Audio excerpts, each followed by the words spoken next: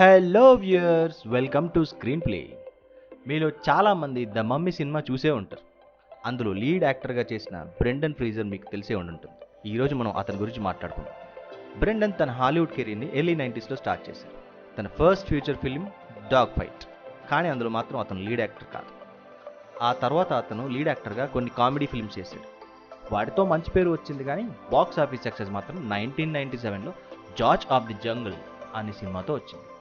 ఈ film box office దగ్గర nearly $180 million collect చేసింది. ఆ తర్వాత 1998లో గాడ్స్ అండ్ మాన్స్టర్స్ అనే ఫిలింలో అతని రోల్కి మంచి క్రిటికల్ ఎక్లెయిమ్ వచ్చింది.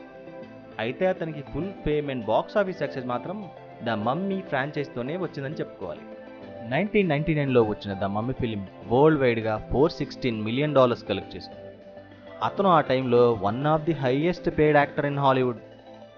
అతని హార్డ్ వర్క్, యాక్టింగ్, అట్రాక్టివ్ లుక్స్తో తనని తాను వన్ ఆఫ్ ది బెస్ట్ యాక్టర్గా ఎస్టాబ్లిష్ చేసుకున్నాడు. అతని ఆడియన్స్ కూడా లవ్ చేయడం స్టార్ట్ చేశారు. ఇన్ఫ్యాక్ట్ అతనికి ఫ్యానిజం కూడా పెరిగింది. అతని సక్సెస్ స్టోరీ సడన్గా సాడ్ స్టోరీగా టర్న్ అయింది. అతను తన లైఫ్లో చాలా హర్డిల్స్ ఫేస్ చేశాడు. ఫ్రీజర్ యాక్ట్ చేసిన మూవీస్లోని స్టంట్స్ వల్ల అతనికి చాలా మేజర్ ఇంజరీస్ అయ్యాయి. 1999లో ద మమ్మీ ఫిలింలోని ఓపెనింగ్ సీన్లో వచ్చే హ్యాంగింగ్ సీన్ షూట్ చేసినప్పుడు ఆ రోప్ తన మెడకి గట్టిగా చుట్టుకుపోయి ఊపిరాగిపోయి ఆల్మోస్ట్ చావు అంచుల దాకా వెళ్ళాడు. ఇలా కొన్ని మూవీస్లోని డిఫికల్ట్ స్టంట్స్ వల్ల అతని kidney replacement, spinal cord surgery అని, వాకల్ కార్డ్ రిపేర్ అండ్ చాలా ఇంజరీస్ అయ్యాయి.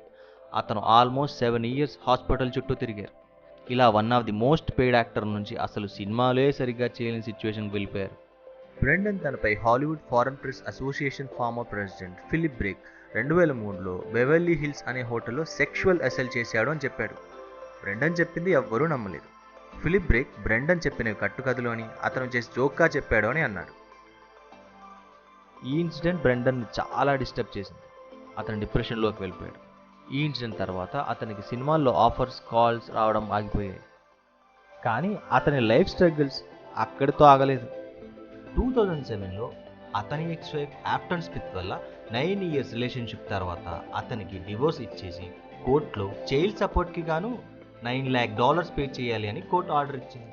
అయితే 2013లో బ్రాండన్, నేను ఇప్పుడు ఎక్కువ అమౌంట్ సంపాదించడం లేదు, సో నేను అంత అమౌంట్ పే చేయలేను, కాస్త తగ్గించండి అని కోర్టుని రిక్వెస్ట్ చేశాడు. అతని ఎక్స్ వైఫ్ స్మిత్ బ్రాండన్ చెప్పేవి అన్ని అబద్ధాలు అని, అతను ఒక ఫ్రాడ్, అతని ఆస్తులన్నీ దాస్తున్నాడు అని చెప్పింది. అయితే ఆమె ఎలిగేషన్స్ని కోర్టు పట్టించుకోలేదు. అయితే బ్రాండన్ సంవత్సరానికి 3 million కంటే తక్కువ సంపాదన ఉంటే అతని అమౌంట్ తగ్గించాలని కోర్టు తీర్పు ఇచ్చింది. అలా ఈ ఇన్సిడెంట్ అండ్ తన మదర్ చనిపోవడంతో అతని ప్రొఫెషనల్ లైఫే కాకుండా పర్సనల్ లైఫ్లోనూ చేదు అనుభవాలు ఫేస్ చేశాడు. బ్రాండన్ ఫ్రీజర్ 2010 నుంచి అస్సలు స్పాట్లైట్లోనే లేడు. అన్ని సంవత్సరాలు కనుమరుగైపోయిన తర్వాత 2016లో మళ్ళీ ద అఫైర్ అనే మూవీలో తన రోల్ని డిస్కస్ చేయడానికి గాను ఫస్ట్ ఇంటర్వ్యూ ఇచ్చాడు. తర్వాత అలా అలా చిన్న చిన్న రోల్ చేసుకుంటూ తన కెరీర్ని మళ్ళీ మొదలుపెట్టాడు. 2021లో ద వార్నర్ బ్రదర్స్ ప్రొడక్షన్స్లో టీసీ బ్యాట్ గర్ల్లో విలన్గా ఛాన్స్ వచ్చింది. ఆ ఫిలిం షూట్ అయిపోయింది, కానీ కొన్ని కారణాల వల్ల మూవీ ఆగిపోవాల్సి వచ్చింది. అయితే ద వేల్ అనే మూవీలో లీడ్ యాక్టర్గా ఛాన్స్ వచ్చింది. తన పర్ఫార్మెన్స్కి ఆస్కార్ బెస్ట్ యాక్టర్ అవార్డు వచ్చింది. అంటే ఆ ఒక్క ఛాన్స్ని ఎంత బాగా యూజ్ చేసుకున్నాడో కదా.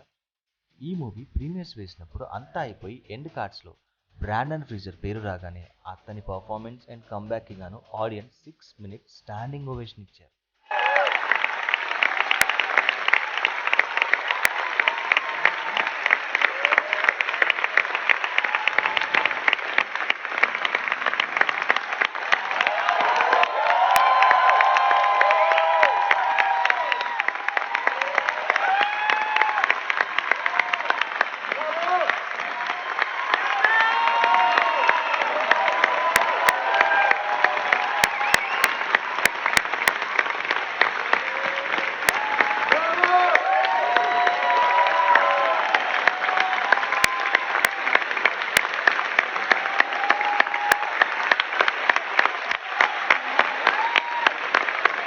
అది చూసి బ్రాండన్ చాలా ఎమోషనల్ అయ్యాడు.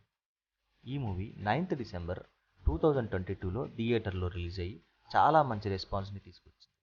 ఎమోషనల్గా చాలా స్ట్రగుల్ అయ్యి హాలీవుడ్ నుంచి బ్లాక్ లిస్ట్ అయ్యి చిన్న చిన్న రోల్స్ చేసుకుంటూ ఇవన్నీ తట్టుకొని మళ్ళీ ఆస్కార్ రేంజ్కి కంబ్యాక్ అంటే అసలు మామూలు విషయం కాదు. నాకైతే వెల్ డిసర్వ్డ్ అనిపించింది. ఓన్లీ తన స్ట్రగుల్ని బట్టే అనట్లేదు, తన పర్ఫార్మెన్స్ కూడా ఆ రేంజ్లోనే ఉంటుంది. వీలుంటే మూవీని చూసేయండి. ఇన్స్పైరింగ్గా అనిపించింది కదా తన స్టోరీ. దీనికి ఒక టైటిల్ కూడా ఇవ్వచ్చు, rise, fall and come back again. Video end మన డైరెక్షన్ నచ్చితే ఒక్క లైక్ ఇచ్చేసి మీ ఫ్రెండ్స్కి షేర్ చేయండి. అండ్ మన స్క్రీన్ ప్లే ఛానల్ని సబ్స్క్రైబ్ చేసి నోటిఫికేషన్ బెల్ని ఆన్ చేయండి.